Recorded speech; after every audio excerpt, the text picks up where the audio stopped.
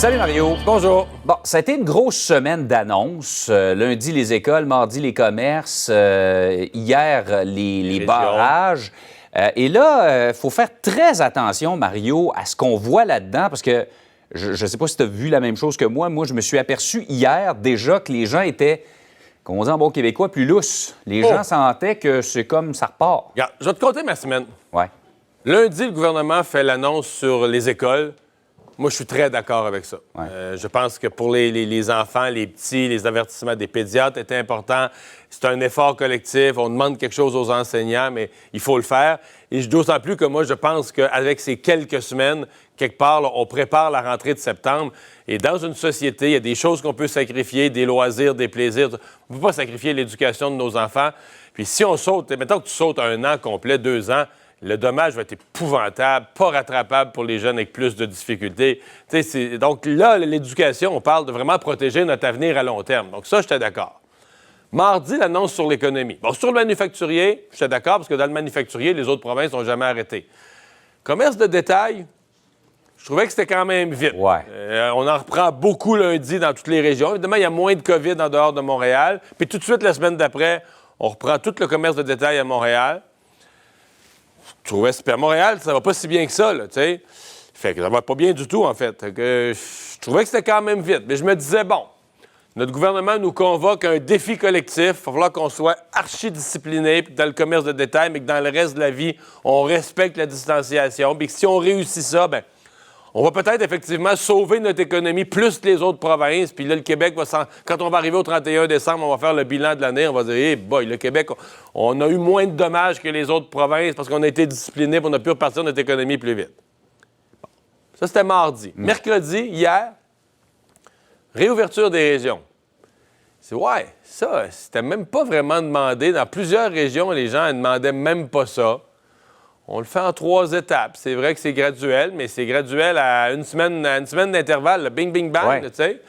Puis là, en répondant aux questions là-dessus, on finit par dire, bien, les gens allaient à leur chalet, ils pourraient avoir le droit, là, mais idéalement, il faudrait qu'ils fassent leur épicerie dans leur région d'origine, là, pour arriver au chalet avec déjà toute l'épicerie faite.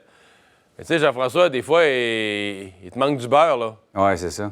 Tu sais, si les gens vont-tu respecter ça à 100 Je trouve qu'on fait beaucoup, on nous fait énormément confiance, en tout cas. Bon, ben moi, je vais te dire, là, l'effet cumulatif là, de tout ça, du beau temps, du fait que les gens sont tannés d'être confinés, moi, là, tu me le demandes, je suis extrêmement inquiet qu'en fin de semaine, les gens fassent n'importe quoi, qu'on ne respecte plus le confinement. Pas 100 de la population. Je pense qu'il y a une partie de la population qui a eu peur, qui a été inquiète. Mais j'ai l'impression qu'on... Et là, 1 et 1 font 2, là. On est fait, là. Ouais. Si les gens reprennent les contacts... C'est pas parce que hier, la ministre, elle disait, tu sais, elle a utilisé le mot docile. Peux-tu juste dire le mot logique, là? C'est pas... Hey, la science de ça n'est pas compliquée. Je comprends que les épidémiologistes, quand ils font le modèle pour toute la société, pour 8 millions de personnes, c'est peut-être plus compliqué. Mais la science de base, là, c'est une maladie. Elle est bien contagieuse. 2 personnes entrent en contact, il y en a un qui l'a, il passe à l'autre. Si t'as pas compris ça, là, je veux dire, c'est pas fort en science, là. C'est ABC, c'est simple. C'est ça. Puis, mais là, hier, Mario, ils ont ouvert la porte au rassemblement en disant s'ils sont sur un terrain privé puis ils sont 10, ils respectent la distanciation, on n'interviendra pas. Ça. Mais là, ça arrête tout. Non, je te dis, moi, je trouve que l'effet cumulatif là, de tous ces messages-là, c'est un relâchement. Et un relâchement qui va tout gâcher, là, qui va gâcher les... Puis après ça, on va dire pourquoi on a eu la reprise, une deuxième vague de la COVID? Ben là, certains vont dire, ceux qui n'aimaient pas la reprise de l'école vont dire c'est de la faute de l'école, d'autres vont dire c'est de la faute des commerces, tout ça. Mais c'est parce que la réponse, c'est qu'on ne peut pas se permettre un relâchement généralisé à ce moment-ci. J'ajoute au fait à ça que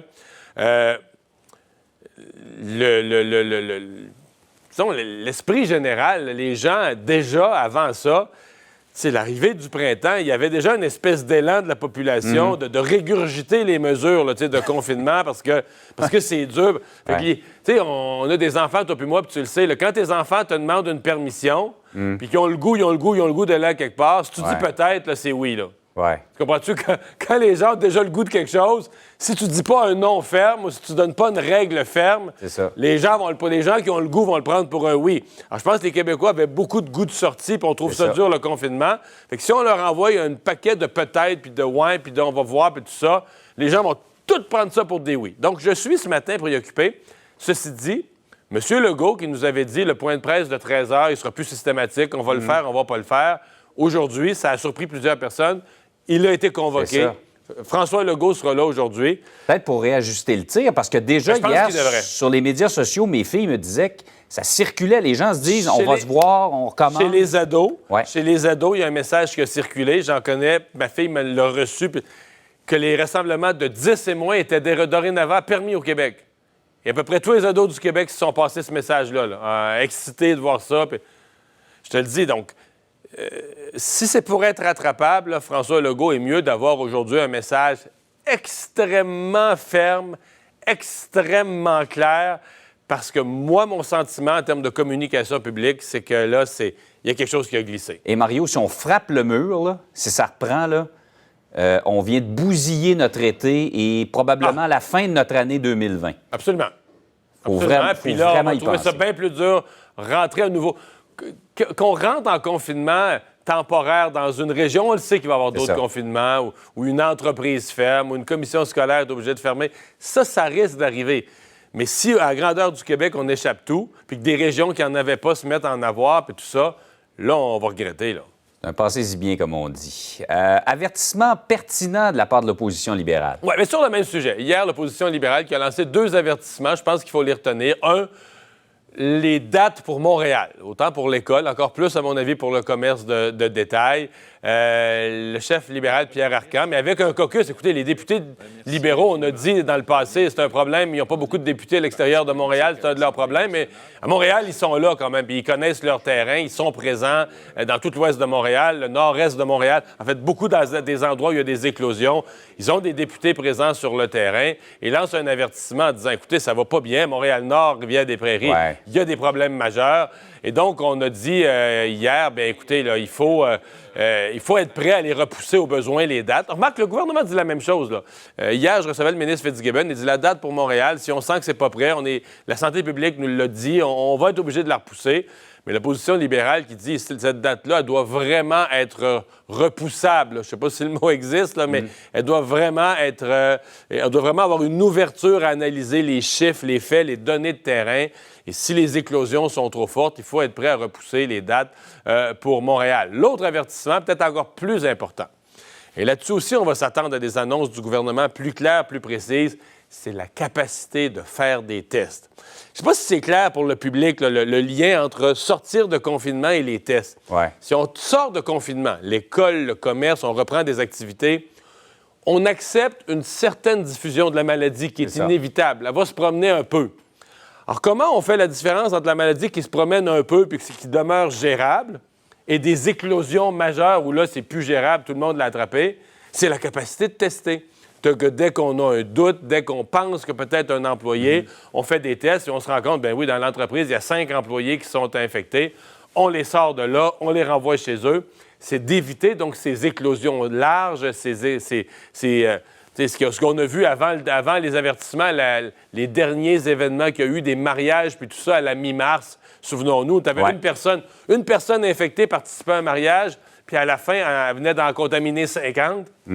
Les 50 retournaient chacun dans leur milieu de travail. On répandait la maladie à une vitesse folle. Là.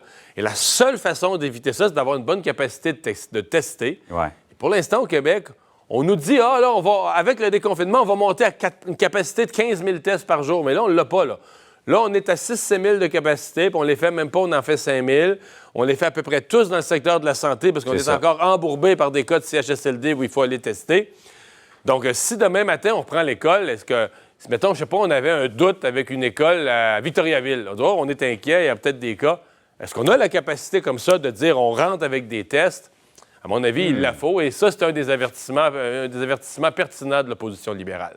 Et enfin, à travers tout ça, le Parti conservateur reprend sa course. Oui, en 30 secondes, là, Ils ont tout une job à faire. On pourrait faire, sur votre page Facebook, là, on pourrait demander aux téléspectateurs qui se souvient des candidats.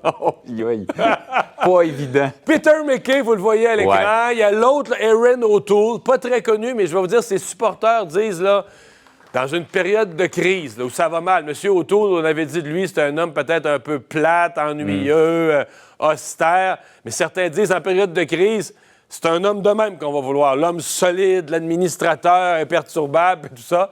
Mais tout ça pour dire que la course elle-même, là, monsieur, je ne sais pas comment... Là, le vote, tout va se faire de façon virtuelle, un vote en ligne, 21 août. Mais pour l'instant... En fait, la seule chose qui les aide, je pense, c'est que malgré que sa popularité a monté en distribuant des chèques, je ne pense pas que Justin Trudeau soit sorti comme le leader extrêmement fort là, Il n'est jamais extrêmement fort en situation de crise. À mon avis, son point de presse quotidien n'a pas été plus solide au quotidien. Mais c'est une chose de dire ça, mais M. Trudeau est connu et génère quand même de l'intérêt. Les conservateurs ont tout une job à faire pour générer de l'intérêt. Là. Mario, on te retrouve à 10h. Salut. Salut.